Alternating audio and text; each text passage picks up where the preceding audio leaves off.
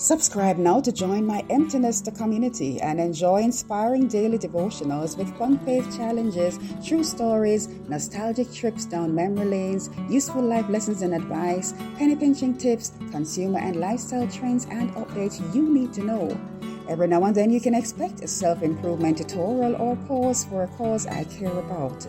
You'll also get some random rants on current affair issues. Yes, random rants that grieve a peeve or fire my ire. Unpacked with passion and love. Always 20 minutes or more, but always under the hour, and then I'm done. Let's take a moment to reflect on Ruth 1. I think this is one of the most, illustrious verses in the Bible. One off. There are so many, but one off. I mean, how many of us learned and memorized that verse 16, where Ruth said, "Entreat me not to leave thee or to return from following after thee. For whither thou goest, I will go, and where thou lodgest, I will lodge. Thy people shall be my people, and thy God my God." That is so romantic, and it's so, we romanticize that verse, so often because it's so poetic. It is filled with passion. You can hear Ruth's voice begging her mother-in-law, don't let me go, let me stay with you. You can hear the love and the affection in this young woman's voice for her mother-in-law. And this is not something, unfortunately, we find happening often. Very often, mother-in-laws and daughters-in-laws have very strange relations. But Naomi seems a good relationship with these girls that had married her sons. But Naomi is the centerpiece of this story this morning that I have chosen to read, because she had gotten married to her husband. He was from Moab, and she had settled there with him, had her children, 2 boys, and they were all grown. They got married, went off and had their own life. And she and her husband lived until he died. As a matter of fact, we are not told how he died, but we know he died. And verse 3 says, "And Elimelech, Naomi's husband, died, and she was left and her 2 sons." So he died before the sons. But later on, we learned that Mahlon and Chilion also died. Both of them, it seems they died. I don't know if they died together, but the verse suggests that both of them died at the same time, and the woman was left of her 2 sons and her husband. Imagine that. You lose your husband, and then you lose both your children, both sons. They had both died. And there's so many women out there right now, empty nesters, who are grieving the loss of the husband and grieving the loss of their children, and it is a sad time for you. I want to let you know my heart goes out to you if you are grieving right now, whether it's a new death or an old death. That sort of loss just doesn't leave you immediately, especially if he was a good husband to you, and of course, as mothers, when we lose our children, who gets over that? Just who? No matter how grown they are, we don't expect our children to leave us before, we leave them. We brought them into the world and we expect to die before them. But when they die before us, it can be a hard, heart-wrenching time. But here you have these 2 girls who had married her sons, and Naomi decided that she was going to return to this Bethlehem, which is her native hometown. And she's bidding these girls, "Hey, your husbands have died and you're young still. You still have life. Me, I can't marry again. I am too old now to marry. And even if me was to marry tomorrow, you're going to wait on me to have more pickney and have more sons and You're going to wait until they're all grown up for you to marry them? Why are you hanging around? Go. And she tried to get them to leave and to go back to their country where they were from. And she said, I'm going to Bethlehem, I'm going back home.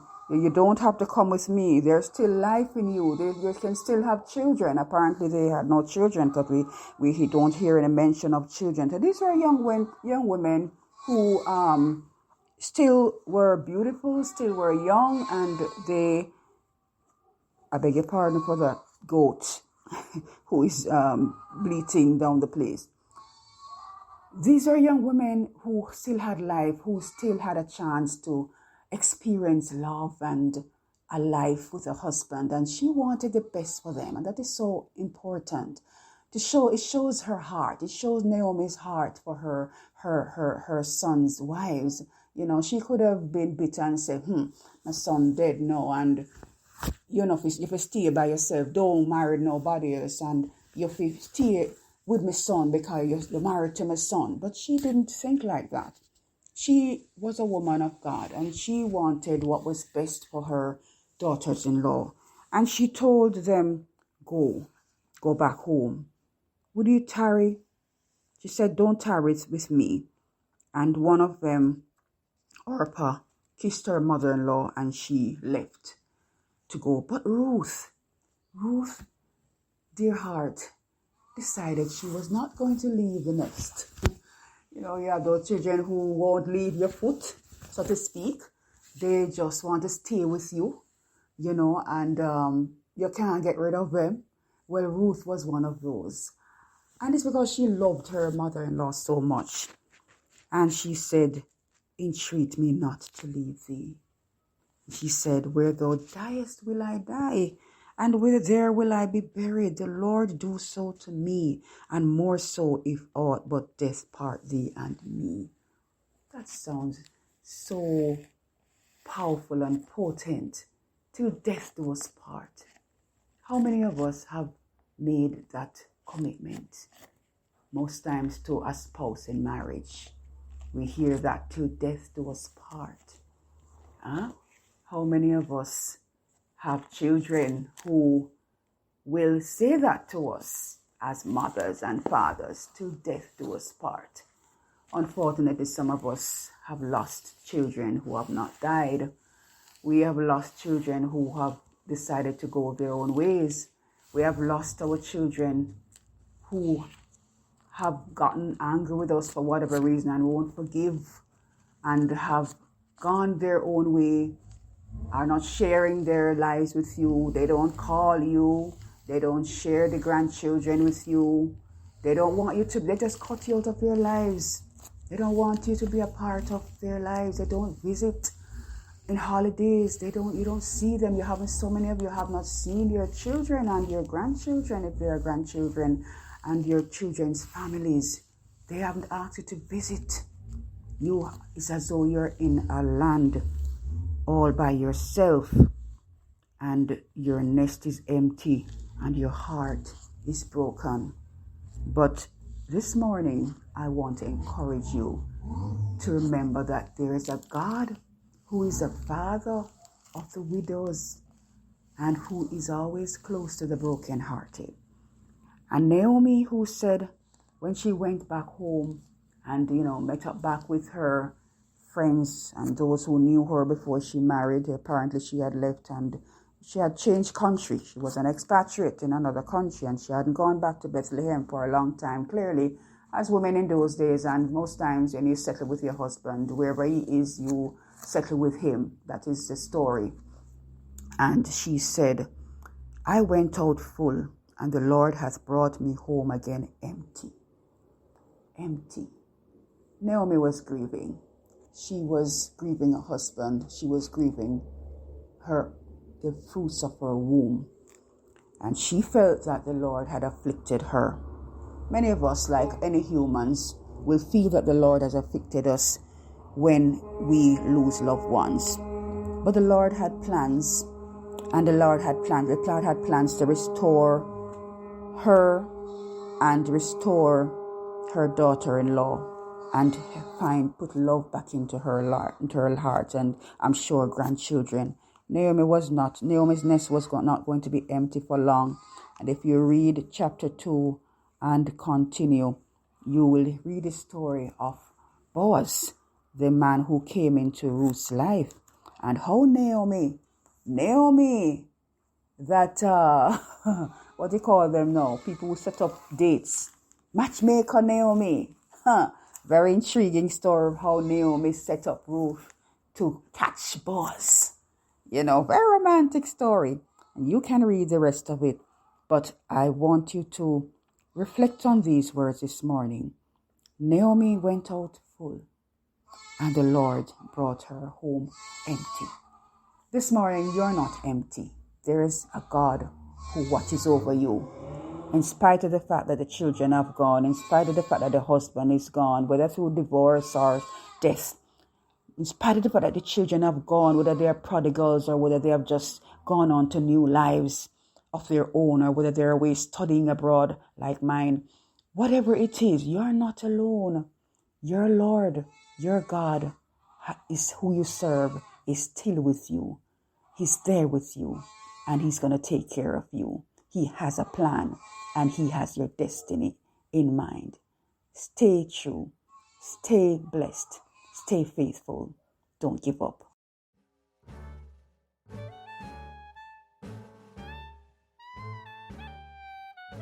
So empty nester Naomi's story did have a perfect ending, didn't it?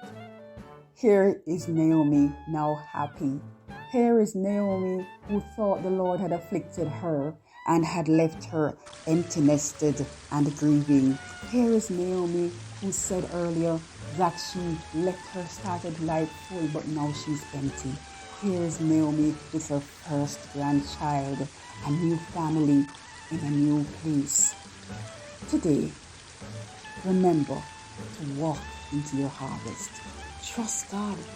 And not only that, she born her Ruth, that daughter-in-law who refused to leave her, was the mother, the matriarch, from whose lineage Jesus came. Isn't that amazing? Isn't that amazing? Isn't that amazing how God works? Today I want to leave this special Bible verse with you. Let us not become weary in doing good, for at the proper time we will reap a harvest if we do not give up. Empty nesters, walk into your harvest. Wait on God.